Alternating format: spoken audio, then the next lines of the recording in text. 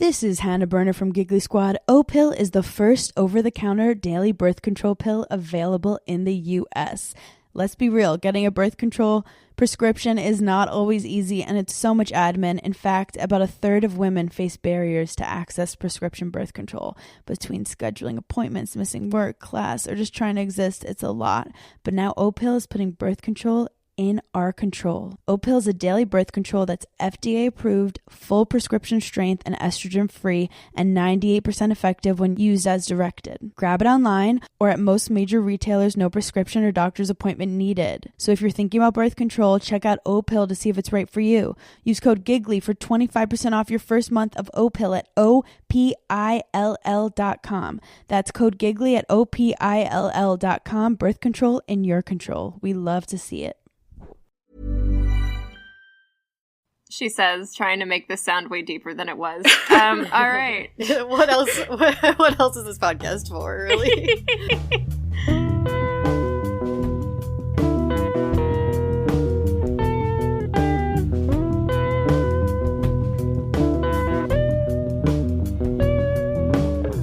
Hello, everyone, and welcome to Monster Donut, a literary and historical deep dive into the Percy Jackson series and all of its following spin-offs. I'm Phoebe, a dramaturg and story consultant. And I'm Emily, a classic scholar-ish. And today we are joined by Mal from Demigod Debut to talk about Percy Jackson's Greek heroes.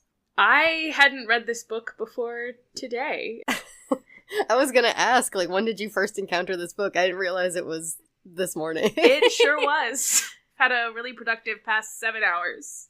Yeah, this was my first time reading this book also. Mine too. I thought it was fun. I enjoyed it. Yeah. It's cute. I think I liked the other one more. Yeah. Percy isn't throwing as many hot takes in this one, that's for sure. That was why I liked the other one, is that I really felt him working through some things. This one I feel like he's not as self-aware. Or not introspecting in the way I want him to. Oh, interesting. See, I haven't read Greek Gods, so this was kind of my first introduction to his telling us the myths, so... Would you like to share a bit of your relationship to the Percy Jackson series as well while we're here before we dive in? Sure. I always love to talk about Percy Jackson. I read the books for the first time in 6th grade, and I was like, these are fun, and just kind of added them to my, collection of books that I really liked, with Twilight and Harry Potter and The Hunger Games. But then when I read Heroes of Olympus in high school, I was like, okay, so this is my personality now. And ever since, I've just been, very, very into Percy Jackson. But it's always good to get to visit a book that I haven't read before, like this one, so. How many are left that you haven't read? I guess just the Kane Chronicles and Percy Jackson's Greek Gods now. Let me tell you, Percy Jackson's Greek Gods, what a text. The rich text of these children's novels. I've been thinking, though, that, I doubt anyone is really looking forward to reading these two, Greek Gods and Greek Heroes. But I'm also, I was reading this book thinking this is kind of the culmination of this entire podcast in a way. Just something about analyzing Percy's view on all of these stories, coming at it from both the, dramaturgical perspective and also the classics perspective. It just feels like these books were built for this podcast. Yeah. And it's a fitting end to our, for now, full Greco... This is our last thing, right? Before we do our full, Greco-Roman Riordanverse wrap-up. Whoa. Yeah, it feels like a good finale, specifically if you are, us. I know, I was sitting and thinking a lot about, specifically retelling Greek myths. That was sort of what I was trying to come up with all of my analysis based on. So I was like, this is actually, it's what is the legacy of these stories, specifically within Percy Jackson, and also him, retelling these stories. All right, are we ready to dig in? Yes. I'm ready. We kick off this one. I mean, with him telling us he's getting paid with pizza and jelly beans. Yeah, totally very different from the Greek Gods. The last one, it felt like he had a mission. He felt like he was really doing something here. This one, he was like, I sold out. He literally says, I sold out. Sorry, guys. Is that not what Rick Riordan did? Anyway. He also says, to be fair to Percy, it's a good idea to keep yourself up to date on these stories as a demigod.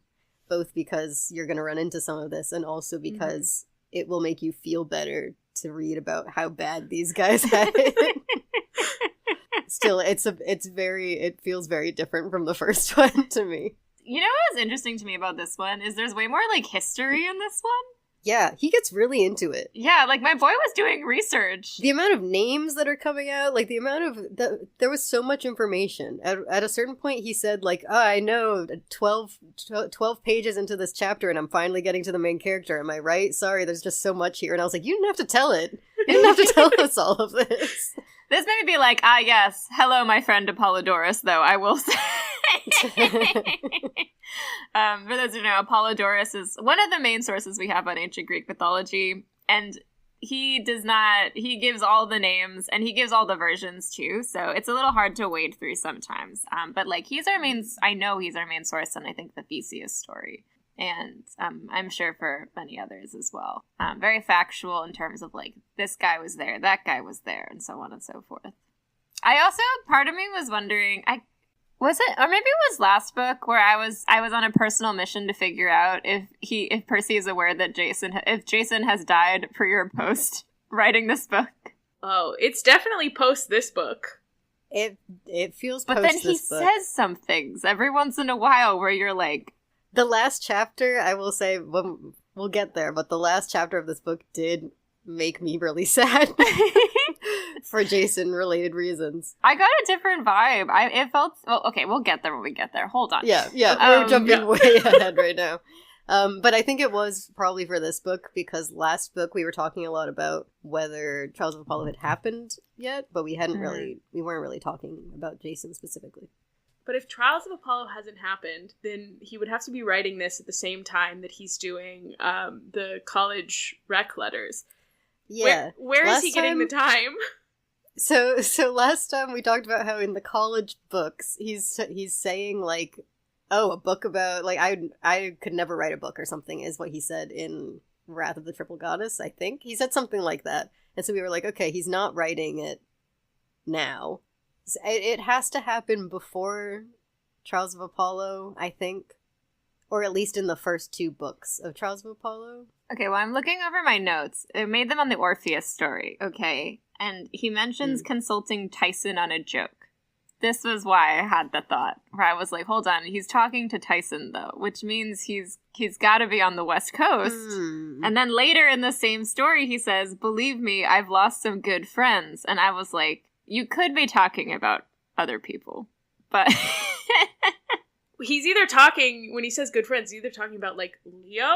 Or Beckendorf. Or Jason. Okay, I forgot a little bit about Beckendorf. He might be talking about Beckendorf. I was thinking he meant, like, Beckendorf, Zoe, Bianca, like he usually is. But, like, he also mentions Leo. There's not a time where both Leo and Jason are alive. Well, Leo's alive, but, like, together. Yeah. After Heroes of Olympus. So, either Leo is assumed dead / still coming back, or Jason is dead. So, who knows? I could see this being written in a world where Jason is dead because of the tone of the last chapter. Okay, then let's... Okay, all right. Yeah. Anyway, chapter 1. What is our first chapter? Is our first chapter Perseus? Oh yeah, of course we gotta start with Perseus. I thought this opening actually was interesting, considering this is, like, now how the TV show opens, and this was written before that.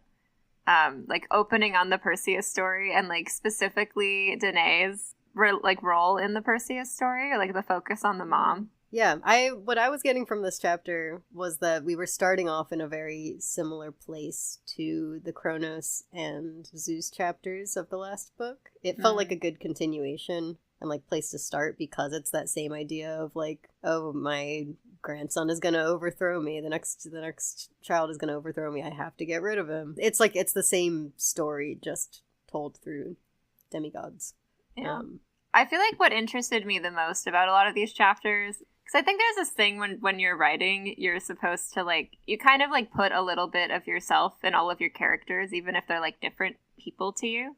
And so what was fun to me was I felt like it was very clear throughout a lot of these chapters which pieces of himself Percy was putting in each of these characters and each of their experiences. Specifically, I felt like he kind of made a point to characterize everybody with a slightly different shade of neurodivergence that like all comes from him. Did anyone else get that vibe?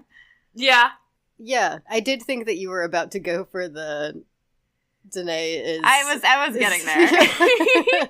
But the Danae as Sally parallel is also quite strong in this, because there's a lot of... and it also made me go back and be like, oh, I forgot just how many parallels there are to the Perseus story in The Lightning Thief that we never even I didn't touched know on. that the turning your stepfather to stone thing was like actually based in a myth. I was like, whoa, it's Gabe. Okay. There's also, like, this idea of, like, protecting Perseus, the son, from the stepfather. Like, Danae having to protect her son. And also, like, it was interesting, too, even though, like, sending him away to get schooled in the temple to Athena, where he's like, you have to, for his own protection, send him away. Yeah, there was this one line that the king has noticed that most heroes have a fatal flaw. Some weakness that, with any luck, would get them killed. What was Perseus's fatal flaw? And then he describes Perseus. The boy was a prince of Argos, a son of Zeus, yet he'd grown up as a castaway in a foreign kingdom with no money and only his mother for family.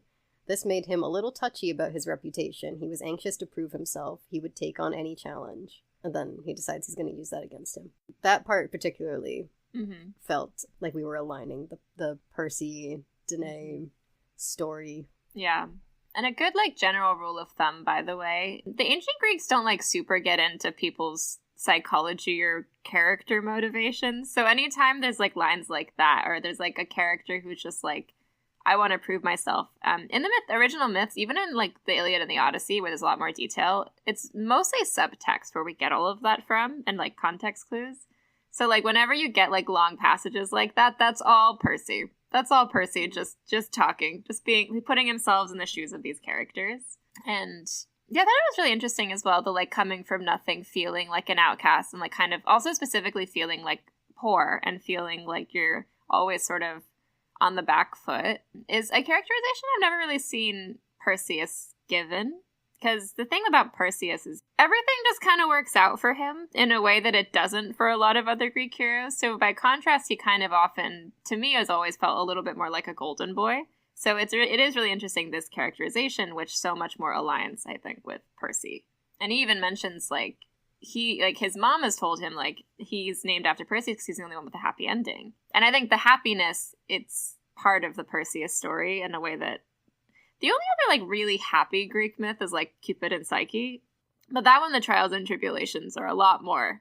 There's a lot more trialing and tribulating, for sure. Which is also why it's interesting to me that, like, those are the first two, you know? Because I'm like, why are we starting with the only two happy ones? It was, like, getting these out of the way. But, like, the fact that we end on, like, Hercules and then Jason, I was thinking a lot about how those two are paralleled. So now it kind of also makes me want to go back and look for more of, like, why this order, like, why these parallels specifically. So, like, Perseus and Psyche being, like, the two happy ones, and the two people, like, on the quests that end kind of differently. It is kind of an interesting comparison. I think, like, to see how their lives all go. There's got to be something also to the fact that the first chunk, he, like, assigns them each a fatal flaw. Yes, and then he stops. And then he stops! And he starts finding morals. Yes! Yeah! Last thoughts on Perseus, since we haven't really talked that much about him. I thought the portrayal of Medusa was interesting, because we're not fully in the, like, she's not a monster camp, but we're also not fully in the, like, she is, like, an irredeemable monster. Like, he has that interaction with Athena where she's like, I think, you know, she suffered enough, like, you can take away her curse. And I was initially like, oh, like, we're going in a different direction. And he's kind of like, oh, you're going to turn her back into a human. And Athena goes, no, I'm going to let you cut off her head. Like, it was like... That was a good moment. That was pretty funny. Yeah. It was funny, but I was like, we're, like, in the middle, kind of our two depictions of Medusa that I think we've seen kind of within the Percy Jackson universe, which, I don't know, was just interesting to me. Yeah, I actually, jumping, like, super far ahead, I kind of felt the same way about Medea, which I thought was kind of interesting. Like, these two, they intrigued me a lot, the way they're talked about in this. Yeah. There was something about Medusa actually being depicted as, like, visually pregnant. Yeah. I don't think I've ever seen that. Yeah. No. In a Medusa story. Like, pregnant and just, like, asleep and just, like, waiting for her sisters to come back. Like, it was so humanizing. Like, that's just a woman. Yeah. And it's always interesting when we get into this because, like, then it's also the Poseidon question. Because, like, the thing about Percy is he almost goes too hard defending Poseidon in these books. Like, in Percy Jackson's The Gods one, like, it's just, like, he'll, like, say stuff that Poseidon does and be like, so that was bad, I guess, but Zeus was so much worse, and, like, he kind of just, like, it's very strange, like, his relationship to, like, his dad's past and, like, the bad things his dad has done versus, like, all the other gods. He's like, and that was terrible. They should not have done that. This poor woman. And you see that still in this book, too, with the way he talks about Zeus and Perseus's mom versus, like, when Poseidon shows up and, like, gives them bread and water and he's like, and my dad, who's the best. Now here's the Medusa backstory. Like, yeah. And it's just, like, a weird cognitive dissonance moment where you're like, Percy. I thought we were making progress. Going back a little bit to, like, the middle of the road approach to Medusa, I also feel like there's a kind of middle of a road approach taken to a lot of these heroes' deeds. And I specifically made a note about the fact that Perseus, like, kind of doesn't have a lot of agency in killing Medusa, in the sense that he just sort of like, well, I guess. Oh no, I slipped. Oh no. On the one hand, it's, like, fun because it kind of humanizes the experiences of it in a way, or rather, not humanizing, but it grounds the experiences of everything. But part of me is like, it's interesting how we have to make these changes, or Percy feels like he needs to make these changes and justifications. Yeah, I think it depends on the character also. Like, the personality that he chooses to give each one of them and, like, how much leeway he gives them, I feel like depends on who he's talking about. Like, Perseus, he's like, that's my guy. But then Hercules, he was not... Hercules, he's like, oh, not this one. Yeah. He was not very nice to Hercules. No. Which he shouldn't be. No, I was valid, but... I mean, he's come a long way since Hercules is my favorite hero in, like, book 2. But this feels like I see a lot of myself in Perseus. That's my namesake. I like this guy. Mm-hmm. I'm gonna give him the benefit of the doubt on everything. Speaking of names, by the way, we get dropped the etymology of Perseus is, like, the Avenger. I just double checked that, and it's like, we don't really, like, it's a theory someone has, but, like, it is interesting. I know this from, like, Tumblr posts of, like, Perseus meaning destroyer and, like, Jason meaning healer or something like that. The Tumblr posts. Of course, where I get most of my knowledge. Oh, that's crazy. Jason, the etymology of Jason is the healer. That's yeah, crazy. I know my stuff. Thank you, Tumblr University. Yeah. Oh, did I say Avenger? I meant Destroyer. I think it's like Avenger. He says Avenger or Destroyer is what Perseus means. He says, depending on how you interpret it.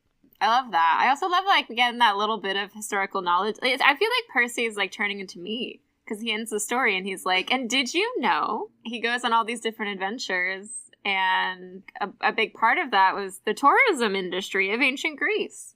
And he is correct. One last note on Perseus is that I really get a lot of Gabe vibes from Polydectes' line when Perseus finally comes back after his whole quest. And he says, well, look who it is. The ungrateful waif who makes big promises. Why have you returned, boy, to make excuses for your failure? I was like, this feels a lot like when Percy came home and immediately got kicked out by his stepdad. Write what you know. Yeah. Again, there's no dialogue in ancient Greek myths. This is all Percy. Yeah. So it's like, it's one of those moments where I was like, uh-huh. Uh-huh. Once again, Percy working through... Well, he's got to work through it somehow, because he won't. He's not doing it any other way. There's literally a point later where he's like, I just had to fight giants, but I don't want to talk about that. I was like, Percy, no! Yeah. How can we find Percy working through Tartarus trauma in this book? Orpheus? That's what I was thinking. Maybe Orpheus. I was thinking maybe Theseus, but we'll get to that. So then we follow this with Psyche, which Cupid and Psyche is my favorite myth. My first note on this one is that he describes looking at Psyche as the people loved her the way you would love your favorite song or a fantastic movie or the best pictures on DeviantArt. And I was like, why are you on DeviantArt, Percy? I didn't even catch that. I was like referencing OTPs last time. This time we're talking about DeviantArt. Like, what? He references Tumblr later too, doesn't he? What are you doing online? Wait, what fandom do we... Wait, doesn't he reference... I mean, he makes a lot of Marvel references and Yeah. stuff. Marvel was big at the time. I could see him being in the Marvel fandom. I don't know how big... Do we think he's in the Supernatural fandom? This is the question. I know from experience that Supernatural fans can't resist referencing Supernatural at all times. And I don't know if he's made enough references for me to buy that he's Has he made any into it. references to Supernatural? Maybe not explicitly. Okay. No, there's just, I think the only actual reference to it is in, like, Trials of Apollo. So not even Percy. So yeah, I would say not a Supernatural fan. Anyway. One thing fun to note about the Cupid and Psyche myth is that the version we have of it is actually from Apuleius, who's a Roman writer. So it's actually a much later story. And that was something I kind of was reminded of, actually, when I was reading this version specifically. Because I was thinking about the focus on Psyche's piety throughout this story. And how that, like, was kind of brought out as, like, her main sort of, like, power and strength. And piety is a very Roman value. It's not as much like a Greek value.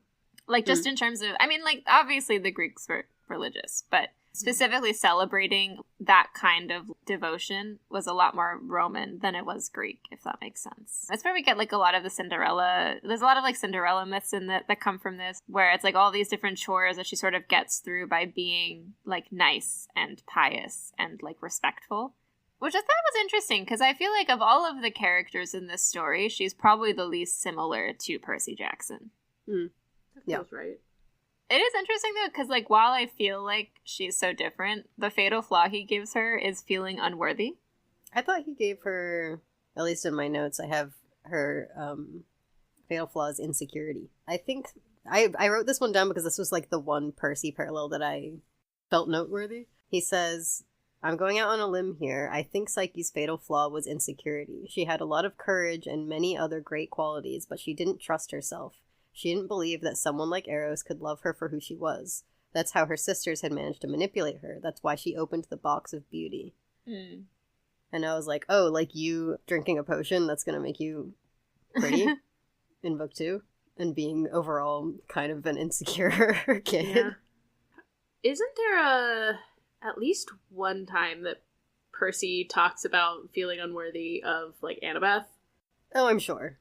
He must. Like, I feel like I remember. Was that in Wrath? I feel like that was in Wrath. Might have been. He also mentions her for the first time in this story, talking about her having, like, cute rat nest hair and then being like, sorry, I got distracted. Okay, Percy. Doesn't Percy also compare this myth to Beauty and the Beast? He doesn't compare it. He says this is what Beauty and the Beast is based on, which is correct. He is right. There's also a Slavic myth that's very similar. It's East of the Sun, West of the Moon is, like, the most famous version of it, where it's not Cupid or a god of love, but it's a different thing, but he turns into, like, a bear every night. That's also the plot of Shrek. Yeah. It's Fiona, yeah. Mm-hmm. Wait, is Shrek just an East of the Sun, West of the Moon retelling? That's crazy. While we're talking about making references to Disney princess movies, he also talks about, later on, a guy who loses his arms and gets fins and a tail, and is like that guy from The Little Mermaid. And I was like, what guy from The Little Mermaid? I don't remember this at all. Like, Flounder? What do you mean? Yeah, I don't know who that's in reference to either. Maybe that happens in Little Mermaid too? I don't remember it well enough. Maybe it does. It's also an interesting twist on, because the Cupid and Psyche myth, like, I think at its heart, it's about trust. But it's, like, specifically, like, you have to trust your partner is sort of the idea. Like, I feel like the way the story is originally told is, like, he tells her, like, don't look at me. And she's like, and she breaks that trust and breaks the covenant. And that's, like, kind of what creates all the trials and tribulations. And then the journey she has to go on is, like, earning back the trust. So it's interesting to me that Percy sort of diagnoses it in a different way, where it's like, it's about trust, but about, like, trusting yourself. There's also a whole lot of, no, don't kill yourself, you're so sexy, in this one. Like, there's, like, drowning yourself is never the answer, jumping off towers is never the answer. It's like, okay, thank you, we've got the message. Oh, that was something I was also going to bring up. There's a couple stories in here where the turns, the choices and turns that get made in the take are far more violent than the original myth. Like, Psyche murdering her sisters, I don't think that's in the myth. I'm gonna have to double check on that one, but I don't think she murders them in cold blood. I'm, like, almost positive. The Atalanta one, too. That is not how that goes, I don't think. Like, there's a lot of women having to personally murder people who have wronged them in this story that it's not in the mythology. But women should be allowed to murder people who have wronged them, and I stand by that. I don't know how I feel about that, though. It's a little, like, again, it's kind of dragging the figure of Psyche a little more into the morally gray. When, like, Psyche did nothing wrong, okay? Like, she's never done anything wrong in her life. I mean, because that's, like, the hallmark of a Roman hero, too, by the way. See, Aeneas is never doing anything. You're never wrong. Which is an interesting cultural shift, I will say. That's why Jason is so perfect. It's why, yeah. Everyone who complains about Jason being boring, it's because he's a true Roman hero. He has no flaws. No flaws. He's perfect in every way, and I miss him. Yeah.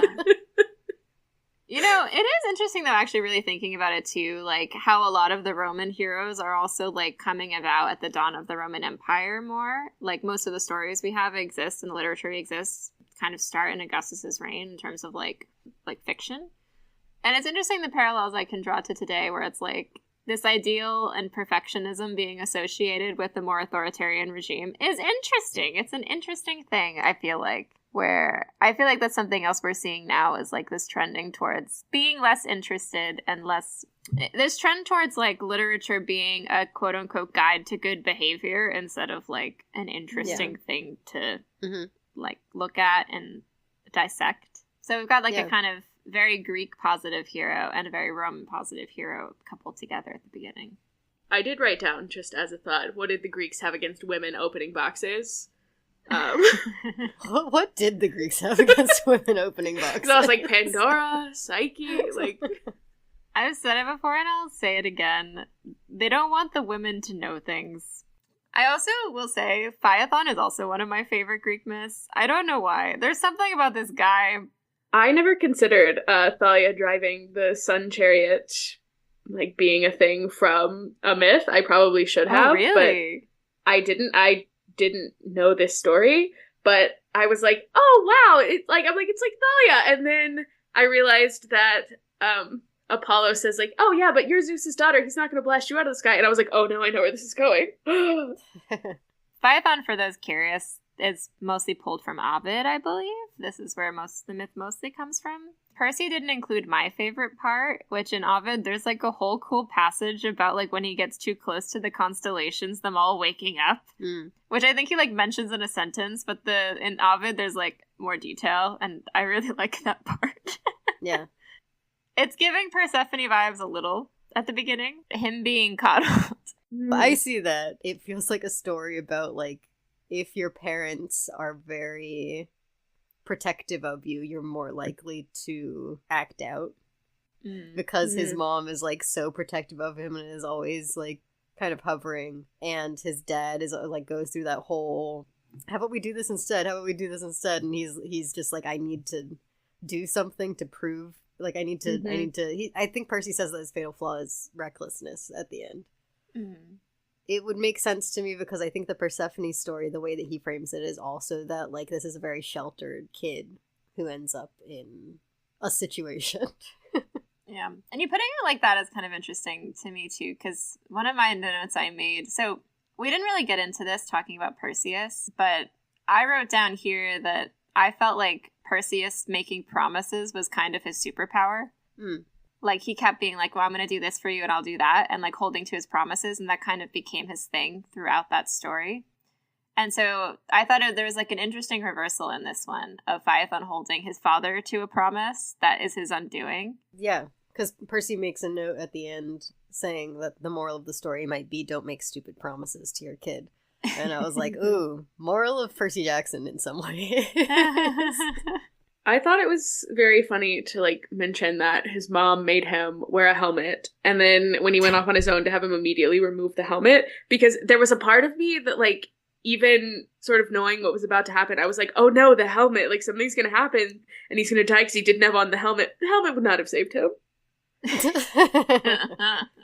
And so therefore, it was just a very funny detail for Percy to include. Yeah. It's very relatable content, though. I refused pointedly to wear a helmet for so many years. Helmets don't look cool.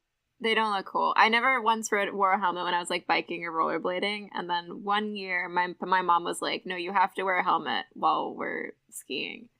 And I like was snowboarding for the first time, and I tried to stand up, and I fell over immediately and accidentally somersaulted down the entire bunny hill. And I was like, I'm really glad I was wearing a helmet, actually. And from then on, I was like, okay, maybe helmets have a point.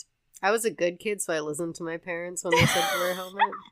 So I can't relate.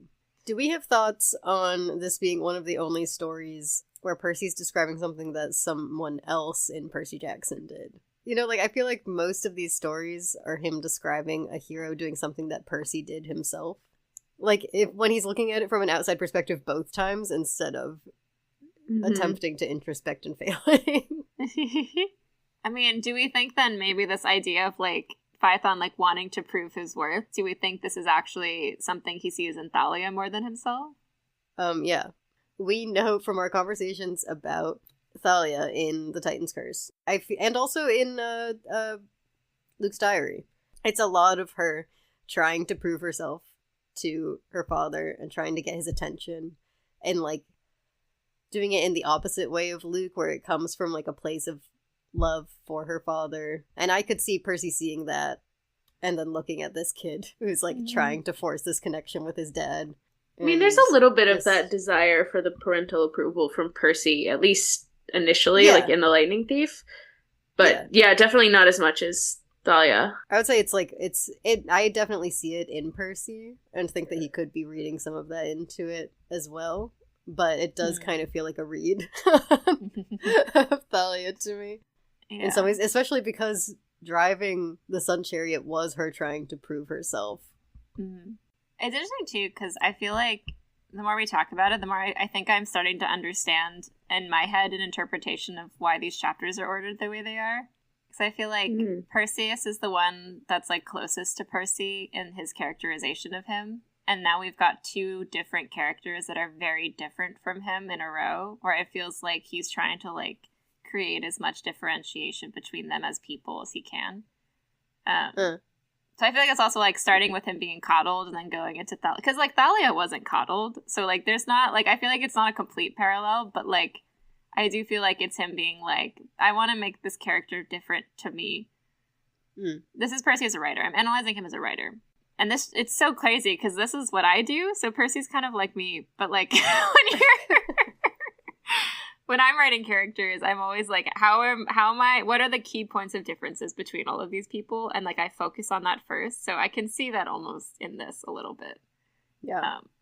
Crazy that Percy writes the same way I do. That's so interesting. We are so much like Percy in so many ways. The same way Percy's kind of inserting himself into the myths, you are inserting yourself into Percy's writing of the myth. It's very meta here. Percy is a myth. I also do enjoy the fact that Percy, like, writes in a, like, reason for Helios to no longer give up, to no longer drive the Sun Chariot into the story. Like, it feels like there's definitely some parts of this book where it's, like, him trying to make sense of things and being like, and I think this is why this probably happened, right? Even though, like, I don't think if that were the case, we would have learned in the Burning Maze that, like, Helios would be like, yeah, when my son died, instead of the actual story we get, which is like, oh, I gradually lost worshippers and all this stuff. It's interesting. This is making me think about, I feel like the Greek gods ones, it was all much more present for Percy. Even though there were things that, like, technically all happened in the past, they were all very relevant to his life. And these are all, like, things that happened long, long, long ago. Some of them come back to haunt him. But mostly it's, like, the monster they faced, a single thing that they did, but not the character themselves. And so it's hard for him to actually get the truth from the source in the way that he can with the gods. Maybe that's why he did research. Yeah, this time he doesn't claim that he got all of this information from people involved. That's true. I'm telling you he did research. The beginning of the next story tells me he did some research. Alright, let's move on to the next story then. Percy, Percy, Percy. Not you saying, yes, in Bronze Age Greece, Athens and Sparta. Percy! No! Athens wasn't a thing in Bronze Age Greece. Sit down! I thought you just said he did research. I said he did research. She didn't say the research was good. I did not say the research was good. Interesting fun fact, though, is that Bronze Age Greece was maybe not as sexist as we think it was. There's actually been some interesting archaeological finds where, funny story, apparently before, like, we had, like, DNA testing, like, usually when you dig up a grave, you'd see a sword in there and be like, ah, yes, a warrior, a man, case closed. And then you'd see, like, pottery in another grave, and you'd be like, of course, a woman. And it turns out, not always. There have been some, like, really interesting finds that have led us to the conclusion that there was potentially a lot more, like, fluidity in gender roles in terms of, like, finding graves of skeletons that were probably assigned female at birth that were buried with swords and vice versa. And I really wish we had actual literature from these periods, because the Iliad and Odyssey are set during this time, but they were not written during this time, most likely. All that to say is the sort of assessment of Retrera existing in the ancient world, in a sexist ancient world, is interesting and probably correct in spirit, but not super correct in fact, Percy. Do better research, please. I do enjoy the way he describes this, because I think it's stupid.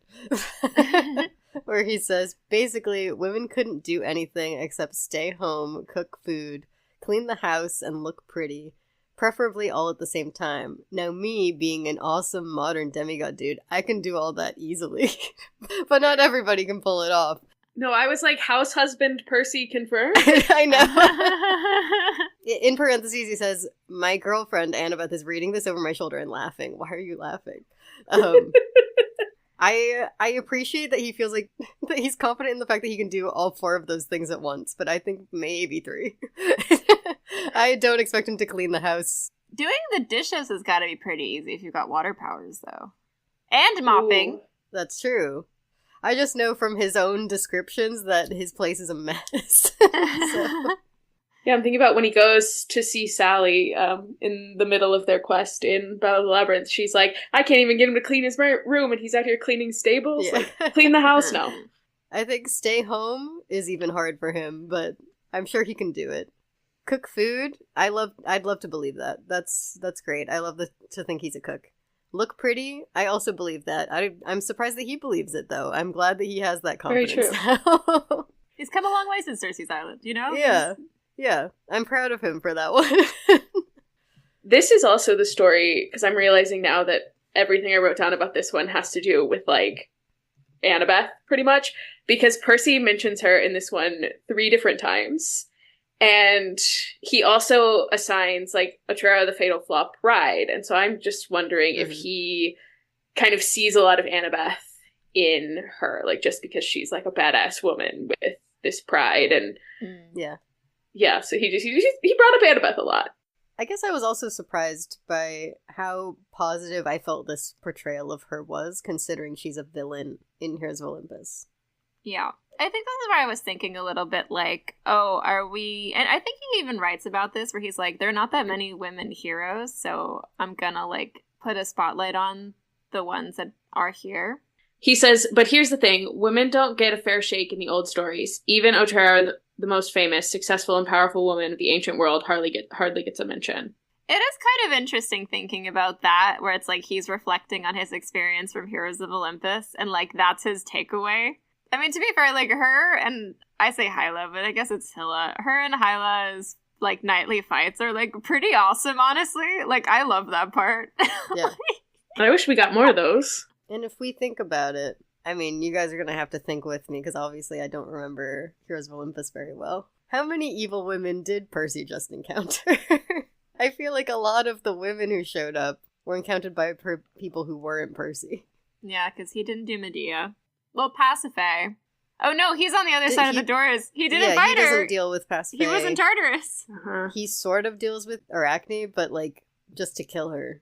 I feel like it is interesting because I feel like a lot of what this part is about is women in ancient Greece. Like, it's an attempt to sort of like set the stage and the scene of like being a woman in this world. So I feel like it does serve that purpose pretty well in terms of trying to portray a more round, and that's like to make sense of it in a way where it's like, yeah, let's actually acknowledge the fact that there's another side to this, to this way of life.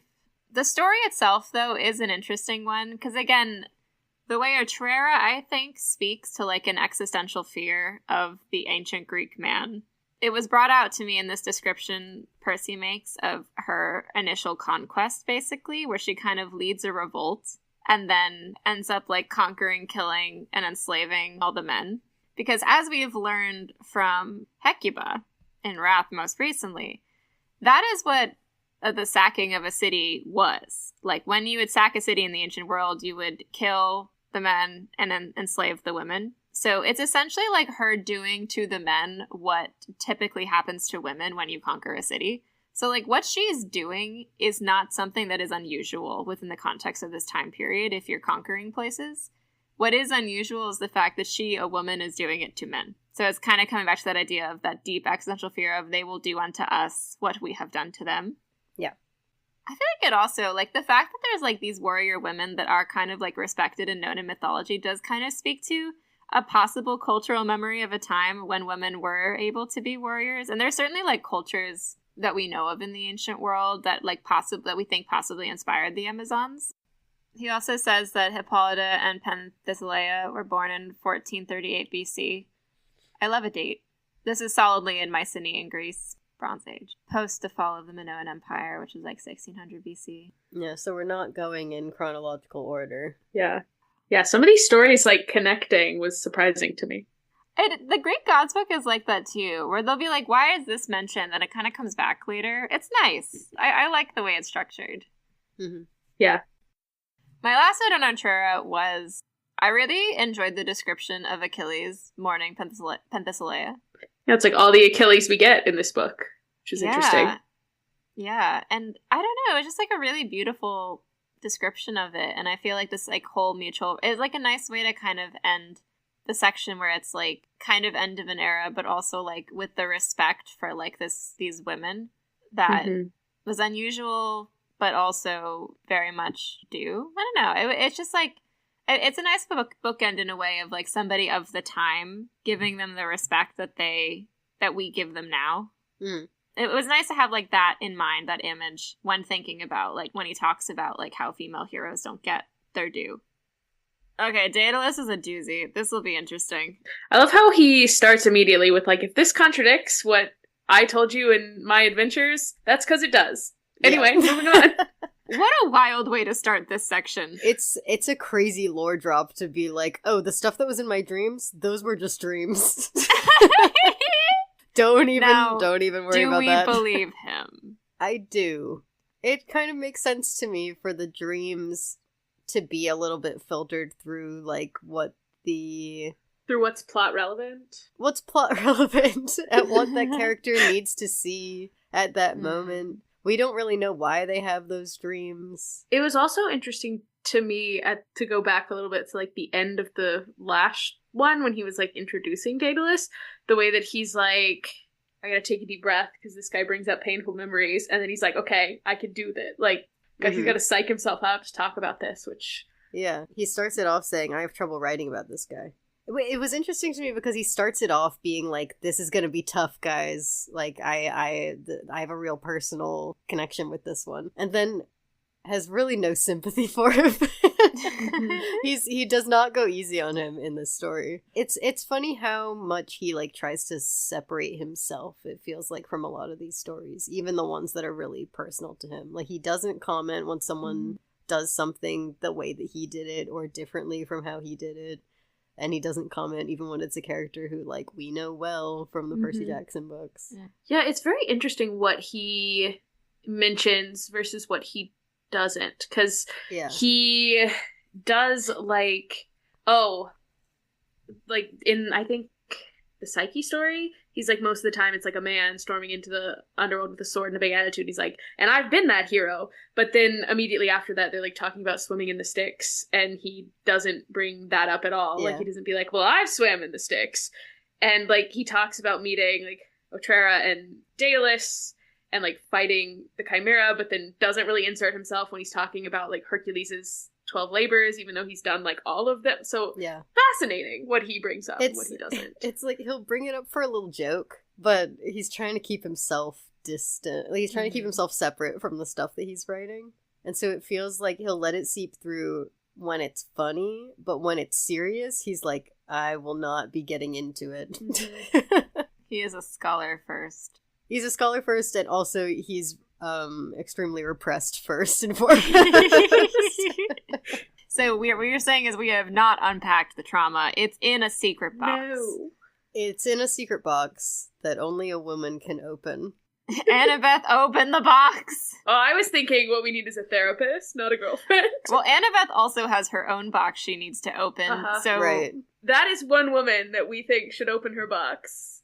Wait, this is a good metaphor. The box is trauma. Ooh, when we open the box, we expose them to all of the trauma. Actually, this is that does fit with the Pandora. Yeah, it's like all of the trauma you have inflicted upon me, I release upon the world. Mm-hmm. We also get our 5th mention of Annabeth in this story, just if anyone else is counting. Oh, I love that you're counting. There's 9 total, 7 by name. The other 2 she's just referred to as my girlfriend, but... What is this one? This one is when he's like talking about how Daedalus is a genius and he's gonna have a hard time talking about it because he can barely comprehend his girlfriend and she's no slouch in the genius department. This chapter is so interesting to me because Daedalus does like nothing heroic in the Greek Heroes book. No. And like I don't know if I would ever list Daedalus among... I don't know if I've ever seen Daedalus listed among Greek heroes. I feel like he's just like... Yeah. Greek figure. Here's a thought I had, though, speaking of Annabeth, was I wonder if maybe the reason why Daedalus follows Otrera is, like, these are the two we would probably most strongly associate with Annabeth, in terms of, like, or, like, maybe that's how, like, Percy thinks of them. The way that the one that I went with was that even though this was the Daedalus chapter, I was getting a lot more heroic framing from the Minotaur stuff in this chapter. Yeah, reading this made me 100% positive in my theory on Court of the Dead. Oh, yeah. Oh, well, yeah, that's happening 100%. Yeah, we were very, very sympathetic to the Minotaur in this. Which, for those who have not heard, because A, we haven't put it on Patreon yet, but also... But also, it's our Patreon episode, so... I was talking a lot about how the Minotaur is a figure that has been reclaimed in mythology as a sympathetic figure, and this definitely follows in line with that interpretation. So it makes me very interested to see that guy on the cover, where I'm like, reclaimed monster, eh? Yeah. And specifically, like, reclaiming it in the sense of, like, look at this being who was a child, and look at what you did to this child, and how that made that child, quote-unquote, monstrous. Just in terms of, like, it's much more an emphasis on how he's raised, where the people raising him are truly the monstrous ones. And it parallels basically every other hero story that's in this book. Like, I feel like the way that Daedalus' story is told isn't as in line with the other heroes in this book. It doesn't, like, go through his entire childhood as in-depth. It doesn't go through his parentage as in-depth. Like, it kind of rushes through that to get to the point where he kills his nephew. Yeah, honestly, we get more backstory on Perdix, to be honest. Yeah, we get more backstory on Perdix. We get more backstory, though, on the Minotaur and what led to his birth, and then how he was raised and all of that. And so that alone makes it feel like the hero of this chapter, at least in my mind.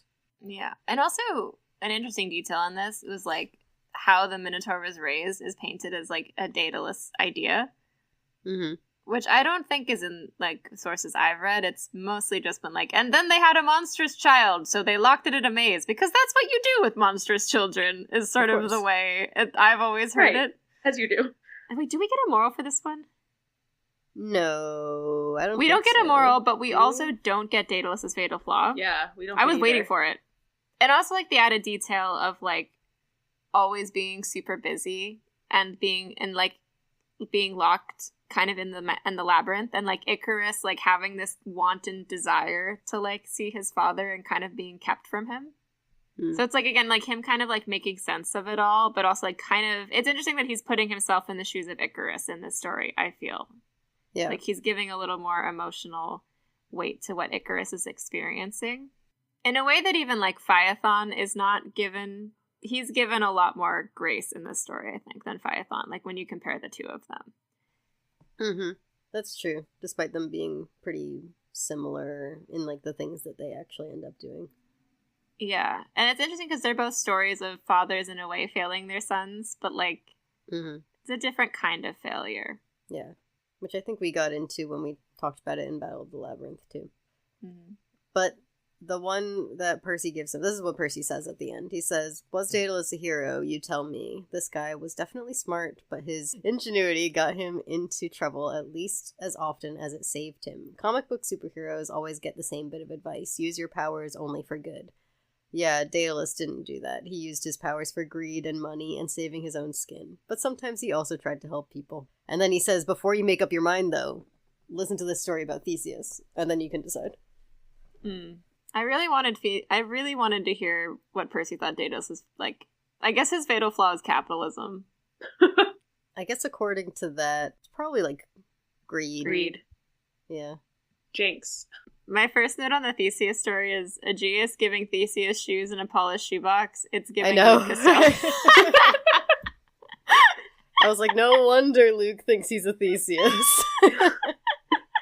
Yeah, I went into this story thinking, like, okay, we know Percy was projecting pretty hard onto Perseus. Let's see how he ends up projecting onto Theseus, because I feel like the Theseus parallels are very obvious. Mm-hmm. But his way into it was so different from what I was expecting. Yeah. Because the way he writes Theseus is so, like, you know, when I read Theseus, I see the way that he acts as conscious trickery. Mm-hmm.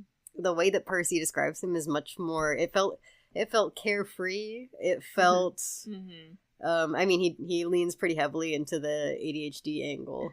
Yeah, and I feel like the audiobook has a very good, like, himbo voice going on for Theseus. Yeah. Yeah, it's very, like, I feel like he just enjoys killing things. In a very, like, happy-go-lucky kind of way. And it isn't coming from, like when he's tricking people, it isn't coming from a place of, like, oh, I know how to get out of this situation. And the way that I read it when I read the Theseus story is in the more Percy Jackson kind of way of, like, I'm going to trick my way out of this instead of fighting my way out of this. And it does become, like, a conscious thing, like, halfway through the story. Percy says that he makes it his personal philosophy that he'll only attack people who attack him first, and also will only kill them how they attempted to kill him. But it just wasn't the way into the character that I was expecting him to take, because I felt like the trickery of it all was very Percy, and he goes into it in a way that doesn't quite feel like Percy. It was like he rewrote him to be less like him. Yeah, it's interesting. The quote I wrote down, which is half a quote, which is, quote, "He was a genius at sizing up his opponents, but then I think I skipped ahead. Not so good about perceived consequences." Yeah. Which I thought was an interesting assessment, because like you said, like, Theseus has always felt a little less, like, I think he does think about because like, you'd think in this kind of, like, trickery, you'd think, like, consequences should factor into your, like, if you're good enough to think about, like, predicting how somebody's going to react to a certain thing you're going to do, you'd think that's a consequence of, you know, like, you'd think they would go hand in hand. Yeah, but it's almost like he stumbles into the answer at a certain point. Yeah. I did think it was interesting, you know, I feel like Percy isn't reading himself into a lot of the Theseus stuff. And then you get to Krusty, and he describes it as, like, the exact situation that he was in. Yeah, the bringing up the waterbed was, yeah. Down to calling him Krusty, the waterbeds. It's like in a mall. He keeps it 100% modern. Yeah. Oh, I think the part that really was reminding me of the Lightning Thief is that Theseus says, oh, will it work even for a big guy like you? Percy also says, will it work even for a big guy like you? Like word for word? Well, okay, Theseus in this says big heavy guy. Percy says big guy. That's crazy. And like the description of him killing the Minotaur is so similar to the Lightning Thief. But it's got the more Minotaur sympathetic twist to it, where he specifically says, like, Theseus' expression is sad rather than triumphant. And there's, like, kind of the appeal to who he used to be in calling him, like, Asterion. And it's an interesting parallel also to draw with Perseus, of, like, their most triumphant deed for both of them is killing a thing that the question is, like, is this actually a monster? And is this actually triumphant? Or are you doing something else here? Mm-hmm. It felt like detached though, in a way, like reading it, like it felt detached, I think, because like I think Percy didn't try to get into Theseus's head in the same way he tries to get into other characters' heads. No, like there are the times when he's like, and then I'm sure this is what they were feeling and this is what they were thinking, and we go into their childhood, we bring in a little bit of like motivation and psychology, and I feel like there's none of that in this chapter. This was what I was thinking about during this chapter, especially at the end, because it feels like he's staying sort of on the surface of Theseus. Yeah. Like he doesn't want to really think about what Theseus is thinking. And I was like, is he just avoiding it, or is he not even seeing it? And then one of the last lines of the chapter is him being like, does this story have a moral? If it does, I have a sinking feeling it would apply to me. And I was like, all right.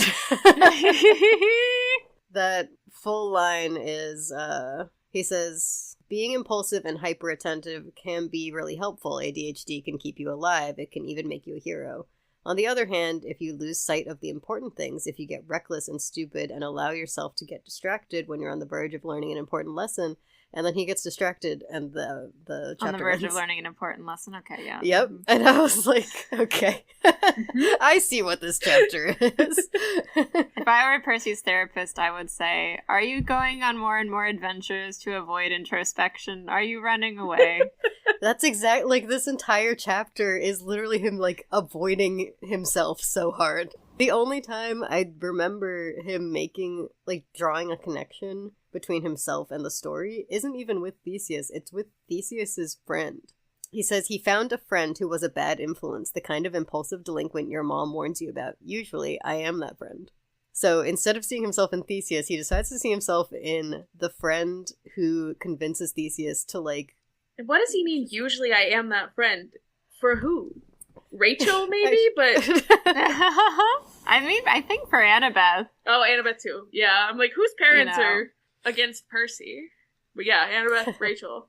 The reason that I said that I feel like this chapter might be Percy working through Tartarus trauma, and it's like one of the only times he might be doing it, is that he reads himself into this character who then influences Theseus, and Theseus, he says, forgot his old philosophy about only attacking when he was attacked. He forgot about only using as much force as his enemies used against him. He just let loose and killed everything in his path.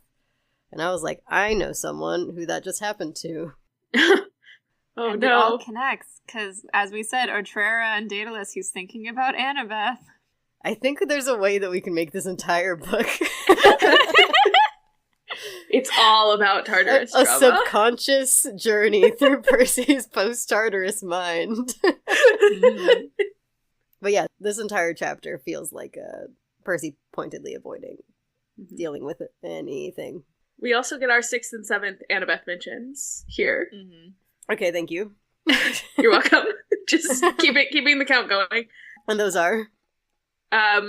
She tells him what a narrow strip of land connecting two big chunks of land is. Yeah. He says he doesn't know how to pronounce it, neither do I, so thank you for pronouncing it. Yeah, and then the second one is when he's talking about the ship of Theseus, and he says he wonders if it's the same as, like, celebrities who get too much plastic surgery, but Annabeth says he's getting off track. So Annabeth's keeping him on track, so keeping him from getting distracted. Uh-huh. But not well enough. All right. Shall we move on to Atalanta? Not to keep talking about Annabeth, but I'm no, gonna. Please. Please. So, I saw online one time someone say that, like, Annabeth is based on Atalanta. And I don't think that's true. I think that was just somebody, like, saying that, because I've been, like, looking for it since then, and I can never really find it. Like, the most I could think was, like, the kind of being abandoned by her family early, but Phoebe, you were also on the internet engaging with this fandom. I was wondering if, like, that was ever something you saw, or if I just saw, because I remember it was not explained. Like, somebody just kind of said it, and for some reason it has stuck with me, and I don't know where it came from, and I don't even think I agree, but... I've never heard this before, but I sort of see it in the idea of sort of being abandoned, but then being raised by, like, a separate culture that you feel more at home within. Being raised by Thalia and Luke, being raised by bears, same thing. Yeah, I think being raised in that kind of mindset and then having to venture out of it and trying to engage with, like, the quote-unquote real world. I could see that. I've never thought about it before. It sounds like a thing someone wrote a very good think piece on Tumblr.com. But I don't remember it being a think piece. I just remember somebody, like, saying it as, like, a matter of fact. Saying Like, it like, we all know, as we all know. And I was like, is she? I don't think so. There is something in the way Atalanta tends to be characterized, though, that I see a little in Annabeth, where she's it's, like, not really caring as much for societal norms and very much, like, kind of being about what she's about. Like, there's a certain, like, element of that I see. Because, I mean, Atalanta is a rare hero where she just sort of is unapologetically herself without, like, she's not a hunter of Artemis. Like, she's just existing as a hero in a way that should be very fish out of water, but she's just rolling with it. Like, she exists in the world as a character that we feel shouldn't be possible within this context. It's unusual. So, I don't know. I see a little bit of Annabeth in that. Percy also doesn't mention her at all in this one. Just fun fact. Okay. Interesting. I do love how he kind of... The way he describes this guy who shows up is so, like... And then I showed up. Isn't that crazy? He's like, oh my god, a descendant of Poseidon who's trained by Chiron. And I'm just making things up, but curly black hair and sea green eyes. That's so crazy. Maybe this is where that Tumblr post comes from. Yeah, so maybe Annabeth is Atalanta if this other guy is Percy. I will say this love story kind of got me, though. I kind of loved them. I loved the two of them. There's something about, oh no, I love this person. It's the first time I've ever felt this way about someone, but also I am going to chase you out and try to kill you. And what about that do you like? It's gonna be crazy tragic if I kill you. I hope I don't kill you. I hope I don't catch you, but, like, I am gonna try really hard to catch you. I was like, this is great. The way you're explaining that, my entire brain is just going, yeah, that's Phoebe. I loved it. I was like, this is a great love story. What you just described also is Hannibal, isn't it? Like, maybe. It's like, oh man, I'm gonna chase you. I might kill you, but, like, and I'm gonna really try to, but, like, oh my god. And I really hope I don't kill you. Uh-oh, I'm catching up. It's just, like, a bizarre way. Just run slower. She simply cannot. Also, her, like, killing the suitors. The versions I've read, they get put to death after the race. She doesn't personally kill them. She's not, like, killing them as she goes around the track.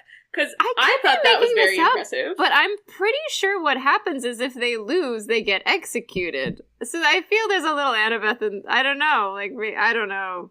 We do get a very important piece of lore in this story where he mentions he's taking an SAT prep class also.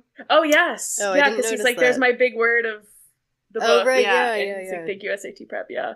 So at what point, like, again, where are we in the timeline Do you need to have good SAT scores to get into New Rome? It's the Apollo SAT. What joke does Apollo make? Where he's like, the D stop? Is that the name of it? Yeah. Yeah, so if he's taking an SAT prep class, it's gotta be while he's doing the recommendation letters. Yeah. So I guess, do we think it's during Wrath, pre-trials, then? This poor guy has so much going on. You'd think he had already taken the SATs at that point. Yeah, because usually you take the SATs your junior year, right? Yeah, but he was busy. He missed He was busy going missing.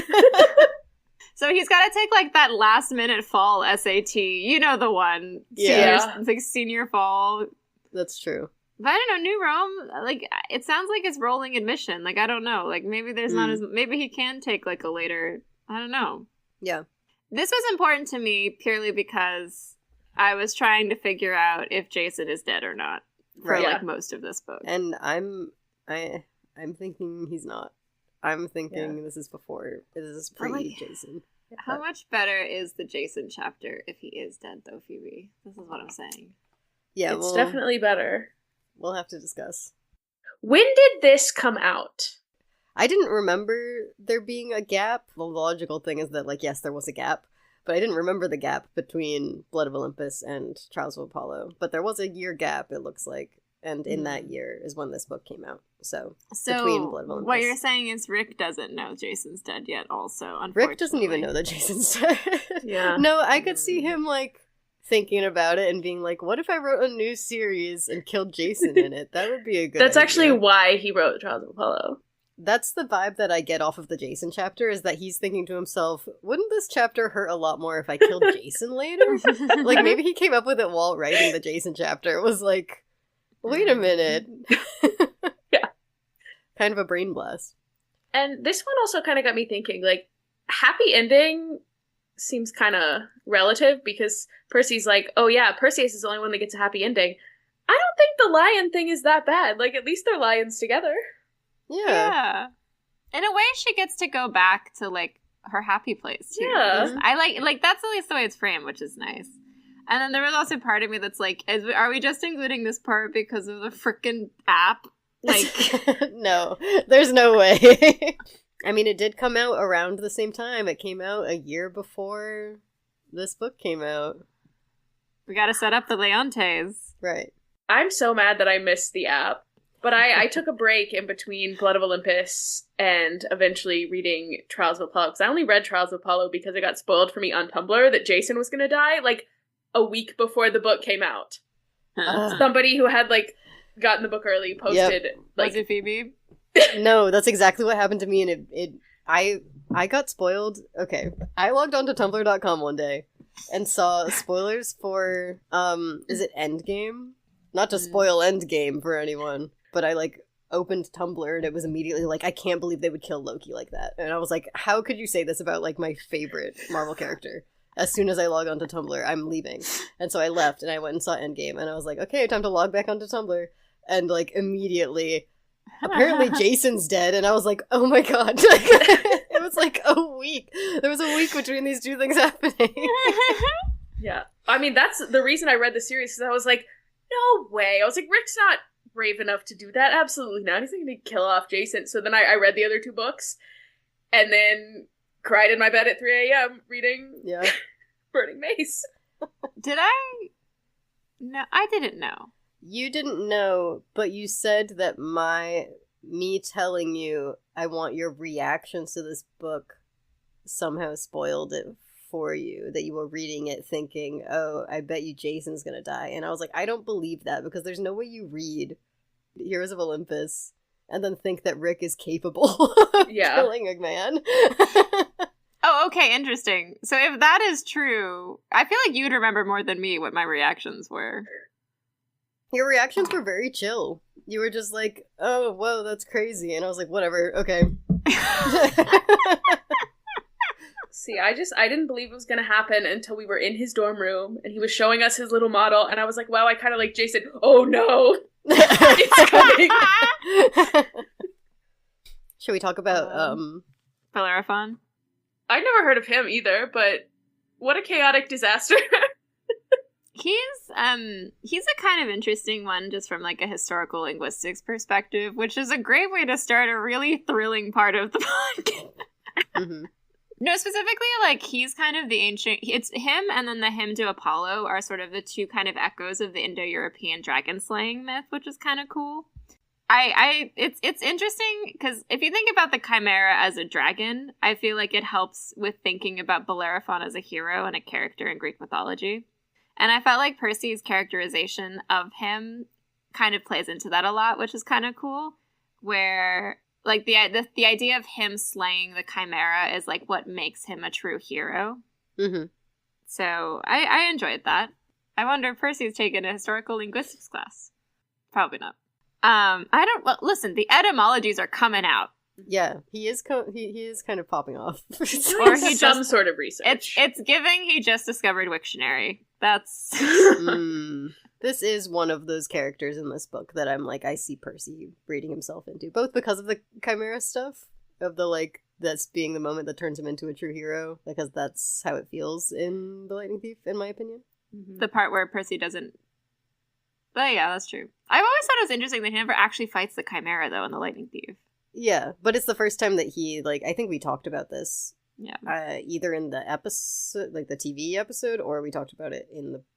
No, we totally skipped the book. we skipped did. that chapter in the book. We probably talked about it when we talked about the television episode, Mm-hmm. because this is what my takeaway has always been from the book chapter, where in the book, it felt like the first act of heroism in our modern sense, because he was, like, sacrificing himself to keep the monster from the other people who were up in the arch with him. A classic act of heroism. But also... I felt like the whole introduction to this guy felt very Lightning Thief, Percy coded. Oh, yeah. Yeah, just a absolute screw up and... Yeah, just accident after accident after accident, and being like, I can't control it, it just keeps happening. To the point that he is sent to live somewhere else. Poor guy. I was like, yeah, that's 12-year-old Percy. I took 2 more notes on this chapter. One of which was, Hermes enjoying a nectar frappe is hilarious. The other one is another interesting theme that I think begins to emerge at this point in the book, which we definitely should unpack, which is the theme of heroes getting old, and in getting old, proceeding to do too much and fuck up their lives. And there's a part of me that's like, why are we talking about this, Percy? Are you worried? Yeah.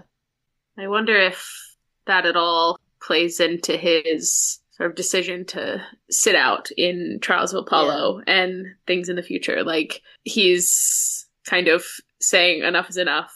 I am choosing peace. I will not be like these other people who didn't know when to call it. Yeah.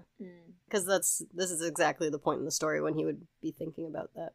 Especially if we're thinking of these books as being written sometime either during or around recommendation letters. Where it's just like quest after quest that are... kind of pointless, and he's starting to feel like I think it's done. I think it's over. All right. And then we get Orpheus. You are not alone. I'm right here. Yeah. Anyway. Let's just not even cover this chapter and do a little sing-along. Let's just Hades Town karaoke. My lead notes on this chapter were this version of Orpheus and Eurydice where he doesn't even get to see her before he has to turn around and walk out, and, like, can't hear anything, and it's just you have him singing his way down there and then silence the whole time that he's walking back. I was like, Percy, you're a poet. I'm obsessed with this. The silence on the way back. I felt it. I really felt it. He's a good writer. I also didn't write much on this one. One of my notes is literally just, Orpheus on Lesbos? Okay, King. I love that they included the decapitated head floating to Lesbos. I really didn't think it was going to make it in here. I also wrote down that Percy says, like, Eurydice, when he turned around, she says her eyes are full of regret but not blame. So it's like, oh, a poet. Last time we said that he's majoring in creative writing, and you know what? The studies, they're coming through. Maybe that's how we end up with these books.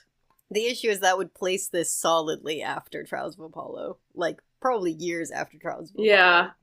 I also feel like getting paid in pizza and jelly beans is not a post-college payment. Like, you'd want real money.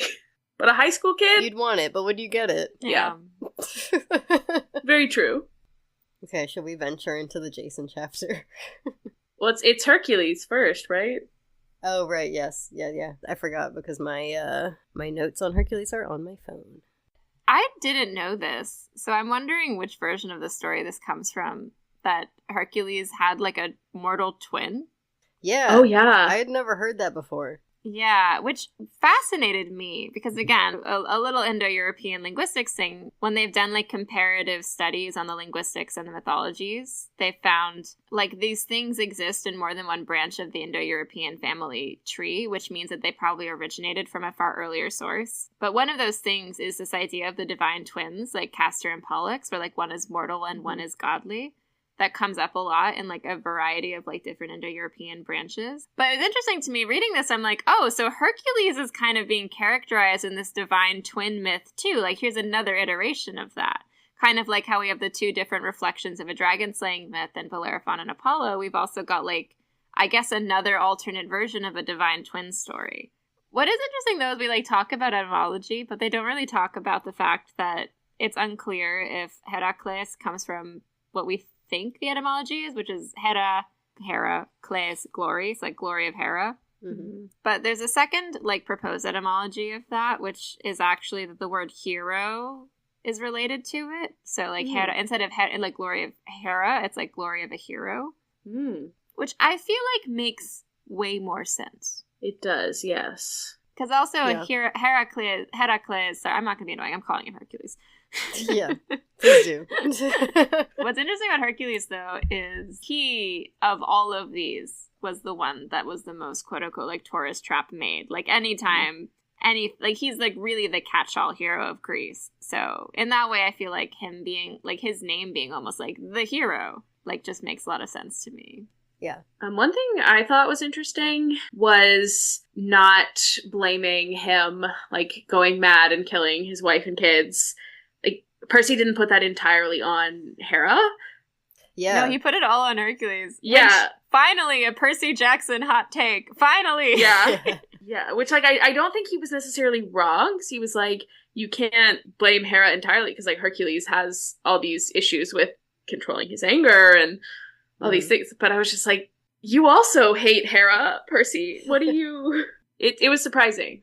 I also wrote that down, because I was like, oh, I'm glad that from, like, the very first real story that we're getting into, he's not letting this guy off the hook, despite him being, like, originally his like, favorite hero back in the day, because doesn't he say, like, he always wins or something like that? Yeah. Yeah, it's the kind of thing where it's like, if he said, oh, yeah, that was Hera, and then Hercules goes and does it, like, 5 more times in the same story, it gets to a point where he was gonna have to question that, at least. Because he kills so many people. He does. He flies into a lot of murderous rages. It was fun going from this into Medea, because she also will just, like, kill people sometimes. Oh, Medea, how fascinating you are. And with Jason being like, I'm sure that's fine. It was also really interesting. I kept writing down, like, the way he's telling it is all giving me Titan's Curse vibes. I was waiting for him to allude to Zoe in some way, like when we got to the garden and the apples. Because, like, I know she's not part of the myth, but she's a very big part of, like, his own relationship to that story. And so I didn't necessarily expect her to be like, my good pal Zoe then helped Hercules. But I was expecting almost a, like, Daedalus style aside where he's like, hey, if this doesn't match up with what happened in my book, well... Yeah, like, he was Hercules in those dreams, too. Yeah. Uh-huh. Yeah, because I was sitting there, I was like, is he going to mention Zoe? Is he going to mention Zoe? And he didn't. Yeah. While reading this chapter, was thinking, instead of about Percy, I was thinking a lot about Apollo. Knowing that, like, if you were reading these books in order, you would read this book, and then Trials of Apollo would start. It was like the servitude, you know, going through having to serve these people who you feel you are better than. It was an opposite situation, though, where, like, in Trials of Apollo, you're gonna watch Apollo go from, like, godly to more human the longer he spends here, while I felt like I was watching Hercules become more and more like the gods the longer he was serving these people. Like, he wasn't learning from any of the things that he was doing. He was making the same mistake over and over and over until he died. And then the gods said, just like us. Perfect. You've earned your place. Well, like, it was like an opposite journey from the one that Apollo's about to go. It was just interesting to watch someone go on, like, it was like similar spots to start in where, like, you are stuck serving this person who you don't want to, and they go on opposite journeys toward godhood. That is really interesting. Well, it's interesting. It's like all of Hercules is doing is to make up for Megara, Meg, and then Apollo ends up in service to Meg. Yeah, look at that. Ooh. There's one thing I really want to talk about also besides that, which is the Augean stables. I didn't realize that the cleaning the stables and the flesh-eating horses were, like, separate things that we just combined in Percy Jackson. Yeah. But what really stood out to me here was there's a moment, it's described, of Hercules going to the stables first, seeing them, and calculating things. Like, making notes, calculations, like making a plan, and then going to the king, having already assessed the situation, and making his claims on this, like, assurance that he already has figured out what he's gonna do. He tricks the king, essentially. That was very interesting to me, because the versions I've read, he literally is so strong, he just redirects the river. And it's definitely portrayed as, like, a game time decision, where he gets there and he's like, all right, how am I going to do this in a day? I'll just grab this river right here real quick. And I feel like that's also the way Percy tells the story in the Battle of the Labyrinth. But in this version, he breaks a retaining wall with a shovel after he's, like, made calculations to figure out, like, the physics of it all. This is a side of Hercules I have never seen portrayed before. Honestly, this is more of an Annabeth side of Hercules. it was also kind of funny that by the last couple tasks, people were just giving him things. Like, he just got the bull because Minos wanted to get rid of it, and then, like, Hades just let him take Cerberus. I was like, oh, okay, so it was easy. It's the celebrity status that keeps coming back to that's always funny to me. But I think that's what Phoebe was getting to as well, like the godhood, where the gods are like, yeah, sure, whatever, have fun. Like, it's not seen as so audacious anymore, I think, because he's gained such notoriety and status. Correct me if I'm wrong, but... Yeah, it's that plus, I don't know, the way he kind of, like, barrels through, keeps killing people, does his time, but, like, keeps doing it. Doesn't really suffer real consequences, it seems. Yeah. And just, like, it's the way that we talked about immortality, where, like, you just don't change, no matter what happens. Although, to that end, one of the thoughts I had about Hercules reading this that I thought was interesting was how a lot of the later stories of Hercules are him, in a way, breaking status quos, like with Prometheus. And then when we get we didn't talk about the Theseus getting frozen in the underworld situation. Because, again, Theseus is another hero where he kind of, like, does his big thing and then just keeps doing stuff and ends up just doing worse and worse stuff until, worse in terms of, like, morally, until he kind of falls into ruin. And then Hercules also, like, takes Theseus out of this eternal status quo. So it's interesting because he is, like, very much godly in his characterization of never changing, and yet a lot of his deeds... He's sort of like a reset button that you get in mythology, where it's like, okay, this will never change until Hercules comes along one day as, like, a common thing. Yeah. And I was thinking about this as well, because I was thinking about his characterization specifically in the Augean Stables part with the son and the father, and how he's kind of, in that sense, by cleaning out the stables and, like, deposing a ruler, like, breaking a kind of harmful situation and status quo in that. So it's like this interesting duality of him as a figure in mythology. Well, I would say it feels also godly to me, because it's like the way that he as a character stays the same, but can swoop in and change the course of other people's lives, and then goes back to, like, doing whatever he was doing before. Yeah. Also, thinking about, like, Hermes at the end of The Last Olympian says, like, the gods are pretty set in their ways, and, like, you can change things for a bit, but things tend to kind of go back to the way that they were. Yeah. All right, fam. Jason time? Jason time. The part that leads us into Jason, I'd want to note the paragraph at the end of the Hercules chapter. He says, "The only reward I can offer is moving on to the last hero, a guy I personally like a lot. He shares a name with a buddy of mine. Also, anybody who goes on a dangerous voyage to retrieve a sheepskin rug is okay in my book. Let's take a cruise with Jason." A cruise? A cruise. A cruise. This made me sad immediately. I don't know. Yeah, no, this feels a little dead Jason to me. This feels a little bit dead Jason. Right? But, like, it also feels a little like, I just love my friend Jason. And also, I, Rick Riordan, am realizing I might want to kill Jason later. And wouldn't this end kind of hurt? I don't know, there's something about him ending with Jason and then Trials of Apollo starting that's, like, kind of evil of him. Well, what's really evil is also the fact that he, like, ends the whole book by Percy saying, "I'm late for our Argo 2 read." I know. But we'll get into... There's, like, also other reasons why I thought that was a fucking wild way to end this, but, like, we'll keep going. Yeah. Yeah, I was thinking a lot about Trials of Apollo reading these last couple chapters, or these last 2 chapters. What I thought was interesting, though, is I felt like it was strange how few references or jokes. Like, there are so many jokes he should have been making about the Argo 2 or Jason.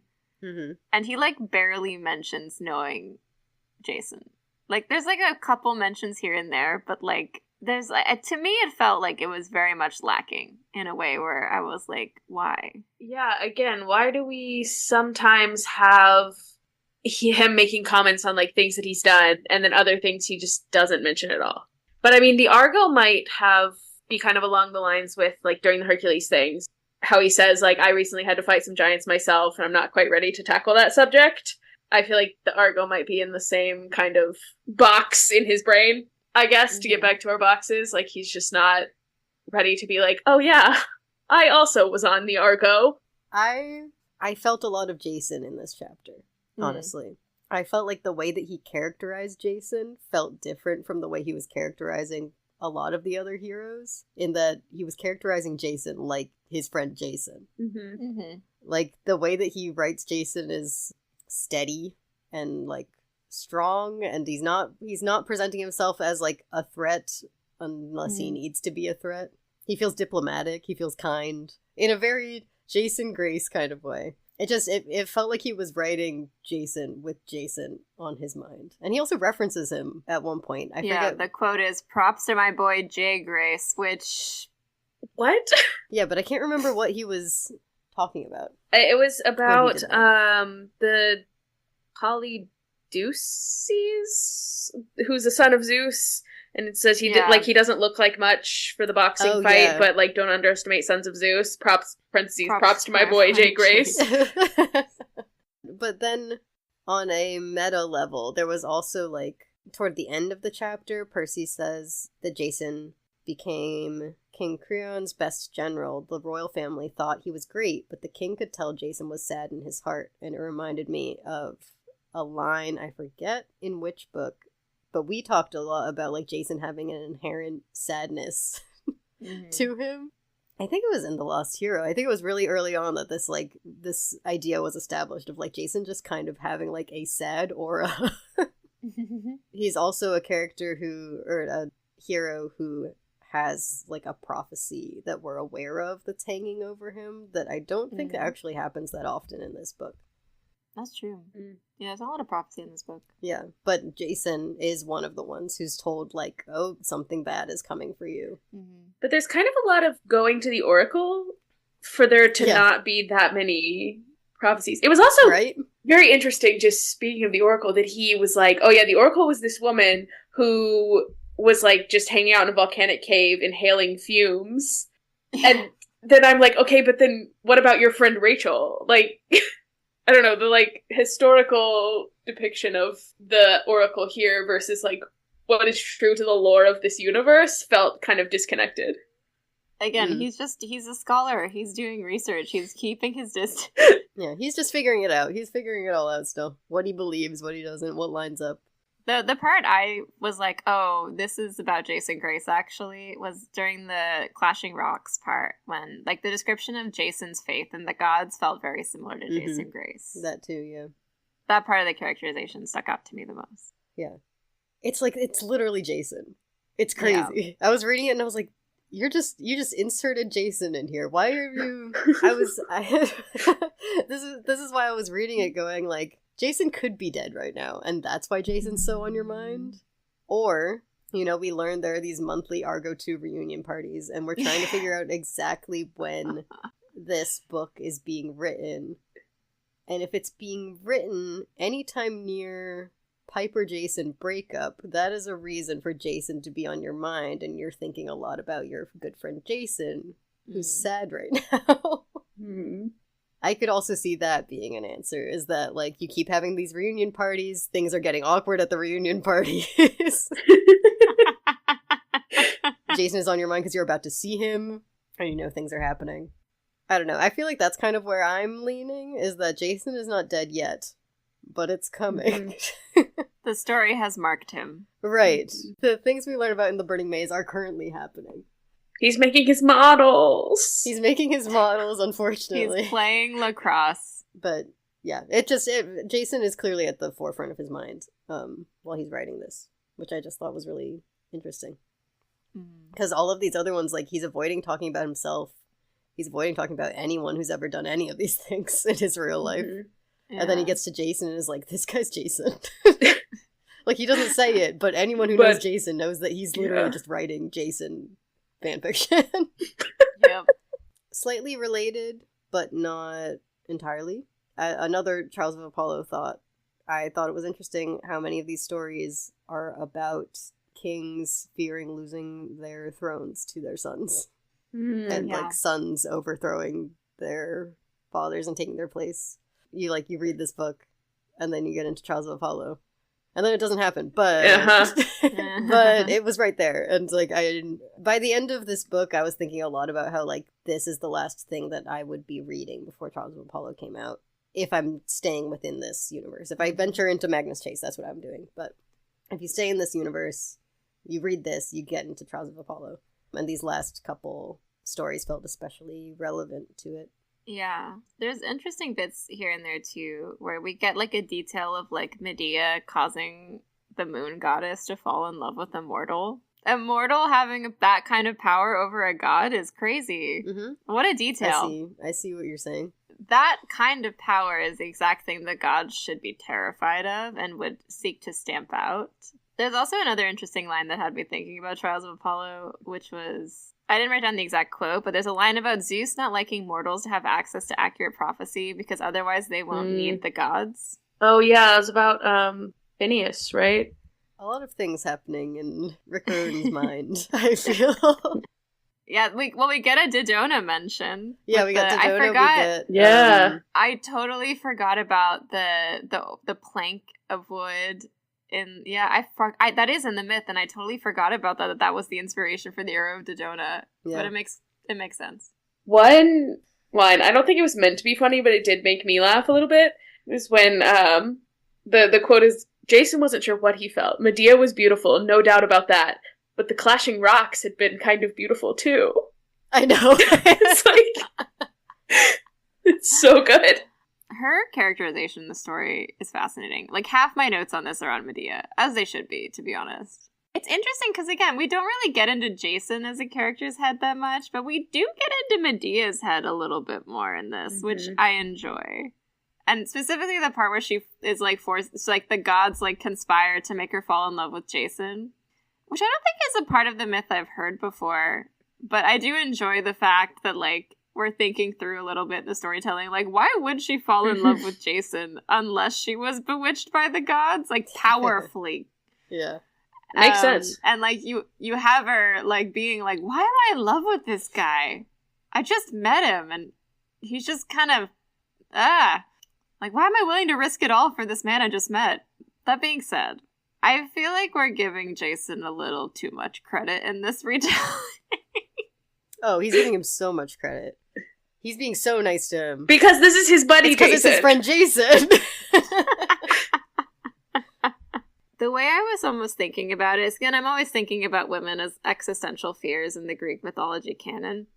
But specifically, I think the Medea story, like, is tied to this existential fear of, like, what happens with the wife you take from her home and family. Because the thing about what Medea does to Jason in the end is she takes his home and family away from him.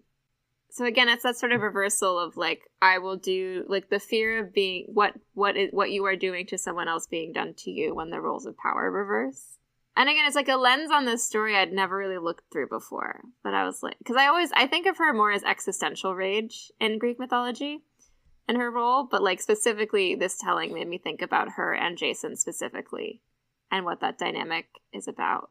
That's what her revenge is it's taking him, ruining his home and family, taking them away, and, like, kind of severing the connection between him and everything he loves.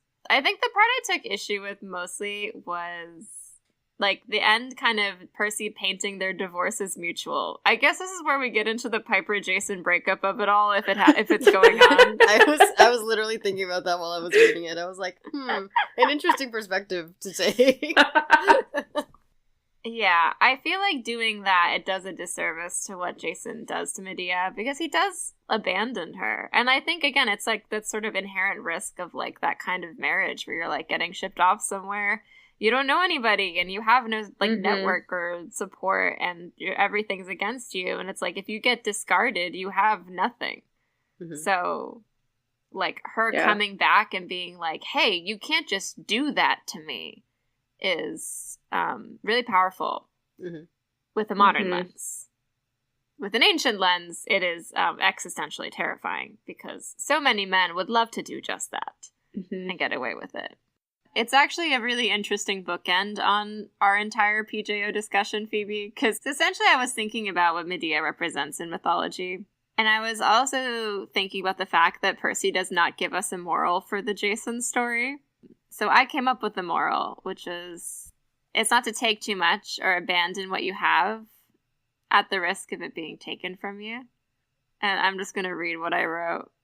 It's about the hollow shell of glories when you haven't built something worthwhile. Kleos and Nostos. It's about how if you don't respect your home, then you will lose everything piece by piece.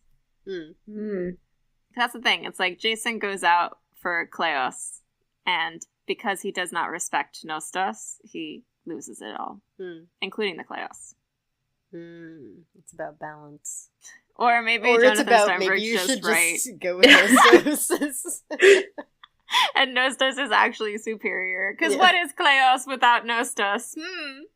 But yeah, I think this also ties up that theme of, like, what happens, like, when you lose everything, and, like, why do you lose everything? And I think this story elegantly shows, like, you lose everything when you leave behind everybody who cares about you.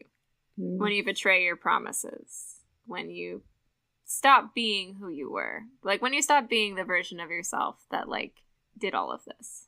And it's kind of interesting as well, like, having the Jason and the Hercules story side by side, because I feel like Hercules is almost like failing upwards, versus Jason is actually having to deal with consequences.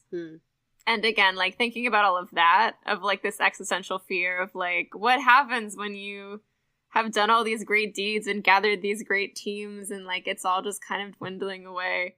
Like, ending the book on that note, and then immediately following that with, anyway, going to an Argo 2 reunion party. Basically, the original Argo should have had more Argo reunion parties, is kind of the point. That's what it sounds like. Yeah. It is an interesting, like, ending on this meditation, though, of, like, what happens, and why is the fact that all of these went bad that they kind of kept being pushed into doing stuff? It makes sense for a Percy that's coming off of, obviously off of Heroes of Olympus, but also the letters quests. I'm starting to feel like he needs to give this up. Crazy that it's gonna write all of that. Write Jason dying on a boat, and then go hang out with Jason. Anyway, what bead would we assign this book?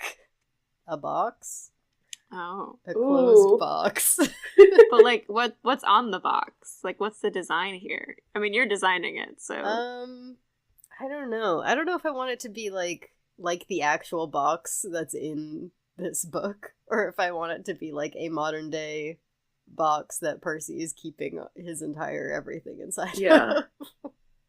I think that's kind of what I'm going for. The box that Percy is repressing all his feelings in is... Yeah. I don't think we can top that. I'm gonna go with mine's the talking plank of wood, just because Jason dies when he's sitting sad and old next to the Argo, and the plank of wood falls off and hits him on the head. But the plank of wood that was once sentient that hits Jason in the head. Yes. Big fan, TBH. I'm putting a 9 on my bead for the 9 times that Annabeth has mentioned. Good. Yes. Ooh, that's a good one. That feels on brand.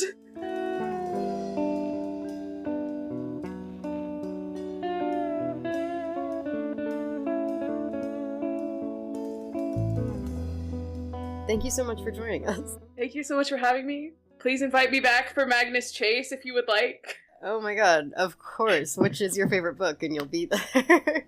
Please tell everyone where they can find more of you. So I have a podcast. It's called Demigod Debut. You can find it probably wherever you're listening to this. We're pretty much everywhere. You can also find us on social media at Demigod Debut Pod. Next time, it's our Greco-Roman Riordanverse wrap-up. Finally. Please send in questions, thoughts, feelings. And it can be about literally anything that we have talked about on this podcast so far. If you would like to send us a thought or a question, or otherwise just get in touch, you can reach us at monsterdonutpodcast@gmail.com. Also, you can find us on Twitter, Instagram, Blue Sky, and TikTok at PJOPod. You can also find all of the links to our merch if you're interested in purchasing some of Phoebe's great art and t-shirt designs. You can also, it's not just t-shirts on there. You can also, if you're interested in supporting the show in any way, leave us a rating or review. That really helps us out, or recommend us to a friend. And if you are in a position to do so, you can also support us on Patreon, where we also have some bonus content up for you. To that end, thank you to our patrons. Latino Kaya, Patty VCK, Bethany from Public Works, Sydney Fox, Joke, Reina Abila Ramirez Arellano, Ethan Nat Nakamura, Kels, Mason Bowman, Casey Cassidy, Busy Cat, Melissa Rounds, Briddad, Bones of a Carrot, Alana, Pamela Ion, The Kid on Her Own, Grace Hunker, Kaylee, Man of Motion, Calamity, Eddie Burns, Sarah Brown, Colby Redfern, Iz, and May. Thank you all so much for your support. More to come soon. See you all. My mom's been watching Lost, so I almost said see you all in another life, brother. Is kind of what I just wanted to say. See you all later. Bye!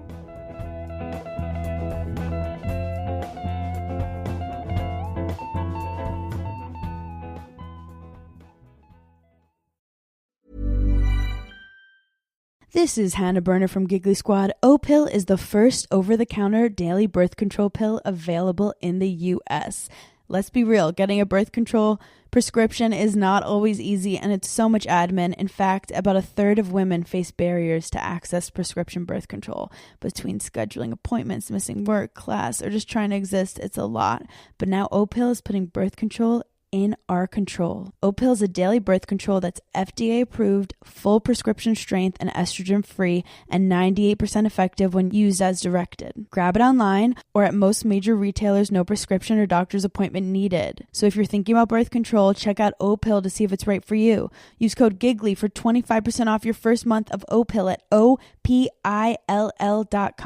That's code GIGGLY at OPILL.com. Birth control in your control. We love to see it.